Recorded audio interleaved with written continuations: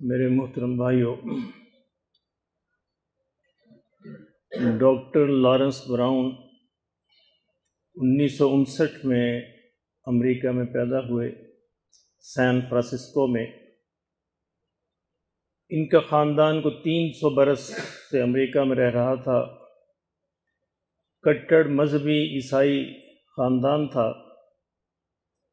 لیکن Lawrence brown جب بڑے ہوئے، شعور حاصل کیا، تو یہ مذہب سے باغی ہو گئے۔ اپنے خاندان کے برعکس عیسائیت کو انہوں نے قبول نہیں کیا، بلکہ تمام مذاہب سے باغی ہو گئے، اور ہوتے ہوتے یہ ایتھیسٹ ہو گئے، خدا کے وجود کا انکار کرنے لگے، اور یہ کہنے لگے کہ مذہب اور یہ جو سائنس اور تحقیق ہے، یہی اصل خدا ہے، خدا کی کوئی حقیقت نہیں ہے۔ یوں ان کی زندگی گزرنے لگی۔ ذہین آدمی تھے، آرٹس میں، سائنس میں، میڈیسن میں انہوں نے ملک کی مشہور یونیورسٹیوں سے ڈگریز حاصل کی، اور بنتے بنتے آئی اسپیشلسٹ بن گئے۔ یہ کئی برس تک جو یو ایس اے کی ایئر فورس تھی، اس کے اندر انہوں نے بطور ڈاکٹر آئی اسپیشلسٹ کام کیا۔ اس کے بعد جارج واشنگٹن یونیورسٹی کے ہاسپٹل میں ان کو میڈیکل ڈائریکٹر کی جاب مل گئی، یہ وہاں پہ چلے گئے۔ یہ پورے امریکہ میں سب سے ٹاپ کا ہاسپٹل ہے اور ٹاپ کی یونیورسٹی ہے میڈیکل کی۔ وہاں پہ ان کی زندگی میں ایک موڑ آیا، یعنی 1990 کی بات ہے۔ ان کے ہاں ایک بیٹی پیدا ہوئی، کرسٹینا اس کا نام تھا۔ یہ کہتے ہیں کرسٹینا کی پیدائش کے چند گھنٹے بعد میں اس کو دیکھنے گیا تو وہ بچی اپنے پاؤں پر کھڑی ہو گئی کہ میں اس کی طرف دیکھ رہا ہوں، اور وہ بڑی خوشی سے ہنس کے مجھ سے ملی۔ یعنی چند گھنٹے کا بچہ اپنے پاؤں پہ کھڑا ہو جائے، یہ ناممکن ہے۔ کہتے میں بھی حیران، ڈاکٹر بھی حیران کہ یہ ہو کیا گیا ہے۔ اب ظاہر کسی کو کوئی سمجھ نہیں آ رہی تھی۔ ڈاکٹروں نے اس کا نام رکھ دیا کرسٹینا سنڈروم، بس کوئی بات سمجھ آئی نہیں ان کو۔ کہتے اصل میں مجھے بعد میں سمجھ آئی کہ یہ اللہ کی طرف سے مجھے پہلی کال تھی، پہلا میسج تھا کہ میں ہوں، میں موجود ہوں، تم میرا انکار کرتے ہو، دیکھ لو میں موجود ہوں۔ لیکن کہتے میں اس کال کو سمجھ نہیں سکا۔ خیر بات پھر بھول گئی۔ اگلے برس کہتے میری دوسری بیٹی پیدا ہوئی، ہنا اس کا نام تھا۔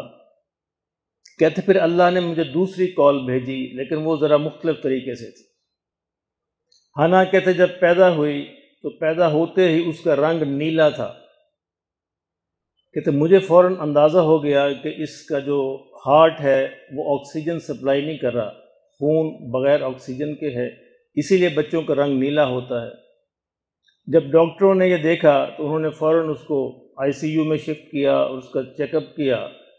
چیک اپ کرنے سے پتہ چلا کہ یہ اس کی جو مین آرٹری ہے، جو ہارٹ سے خون لے کر جسم کو جا رہی ہے، وہ مین آرٹری بند ہے۔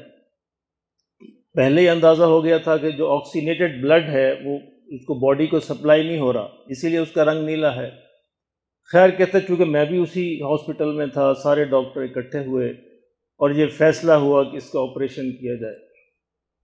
آپریشن کہتے مجھے پتا تھا کہ آپریشن کے اندر کیا ہوگا کہ پوری سینے کو، باڈی کو کھولا جائے گا، جسم کی جو آرٹری ہے اس کو کاٹا جائے گا، نئی آرٹری جو ہے وہاں پہ پلانٹ کی جائے گی، تو اس کے بعد 2-4% چانس ہے کہ بچی زندہ بچ جائے، اور اگر بچ بھی جائے تو 2-4 برس کے بعد پھر دوبارہ یہی آپریشن کرنا پڑے گا، اور پھر اس کے بعد بھی چند % چانس ہے کہ یہ زندہ بچے، اس کی زندگی کے کوئی چانس نہیں ہے۔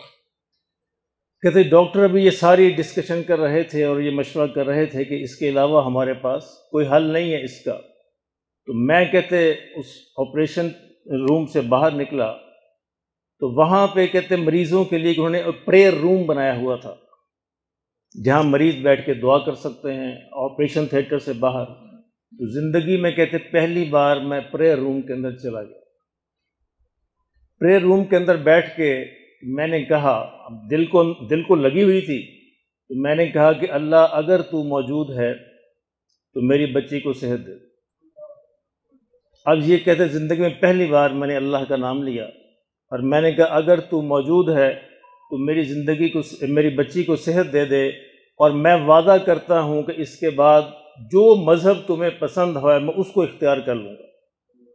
کہتے یہ وعدہ کیا اور اس عمل میں 10-15 منٹ لگے، بس 10-15 منٹ کے اس عمل کے بعد کہتے میں پریئر روم سے باہر آیا اور میں دوبارہ آپریشن تھیٹر میں گیا تو وہ سارے ڈاکٹر اپنے اوزار وغیرہ سنبھال کے اس کو رکھ رہے تھے اور بچی جو ہے وہ پڑی مسکرا رہی تھی اور اس کا رنگ سرخ ہو چکا تھا، نیلے سے سرخ ہو چکا تھا۔ تو فوراً اندازہ ہو گیا کہ جو ہارٹ جو ہے وہ آکسیجن سپلائی کرنی شروع کر دی ہے اس نے جسم کو۔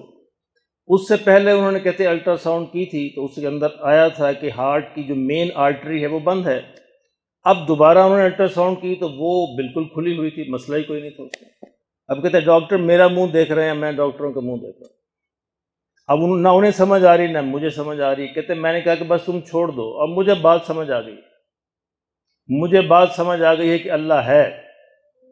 میں جو ساری عمر کہتا رہا کہ اللہ نہیں ہے تو اللہ نے مجھے یہ ثابت کر دیا کہ میں ہوں، اور اگر تم مجھے نہیں مانو گے تو میں پھر بھی ہوں۔ تیرے ماننے نہ ماننے سے مجھے کوئی فرق نہیں پڑے گا، لیکن اگر تم مان لے گا تو تجھے فرق پڑے گا۔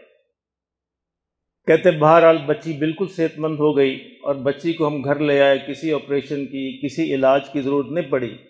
اس کے بعد کہتے میرا وعدہ تھا کہ اب مجھے ڈھونڈنا ہے وہ مذہب جو اللہ کو سب سے زیادہ پسند ہے۔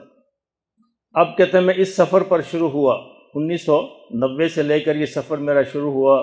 میں نے ہندوازم دیکھا، بدھزم دیکھا، یہودیت دیکھی، عیسائیت دیکھی، سارے مذاہب پڑھے، ان کے بڑے لوگوں سے ملا، ان سے بحثیں کی، ڈسکشن کی، ہوتے ہوتے ہوتے آخر میں کہتے اسلام بچا۔ اس کی طرف میرا دھیان نہیں جا رہا تھا۔ ایک دن میں مسجد سے ایک مسجد کے پاس سے گزر رہا تھا، ایسے دل کے اندر آیا کہ میں نے سارے مذاہب پڑھ لیے، چلیں جا کے دیکھتے ہیں یہ لوگ کیا کرتے ہیں۔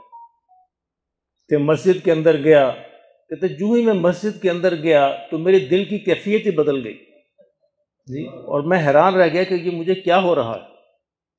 تو میں نے کہتے فوراً وہاں سے ان سے قرآن مجید حاصل کیا، انگلش ٹرانسلیشن والا، اور اس کا مطالعہ شروع کیا۔ اس کا مطالعہ کرنے کے بعد پھر میں نے سیرت النبی صلی اللہ علیہ وسلم کا مطالعہ کیا، اور کہتے کرتے کرتے مجھے سمجھ آ گئی، میرے سارے سوالوں کے جواب مل گئے، اور مجھے پتہ چلا کہ یہی وہ مذہب ہے جو اللہ کو پسند ہے۔ 1994 میں پھر انہوں نے اسلام قبول کیا۔ آج بھی آپ دیکھ سکتے ہیں ماشاءاللہ زندہ ہے، ان کی ویڈیوز موجود ہیں یوٹیوب پر، اور یہ سارے لیکچرز بھی موجود ہیں جس میں پوری ایکسپلین کرتے ہیں اسلام کے بارے میں۔ 4-5 کتابیں لکھ چکے ہیں اور اسلام کے پھیلاؤ کے لیے ماشاءاللہ بہت کام کر رہے ہیں۔ 2 باتیں اس میں انہوں نے بڑی خاص لکھی ہیں جو ہمارے بھی سمجھنے کی۔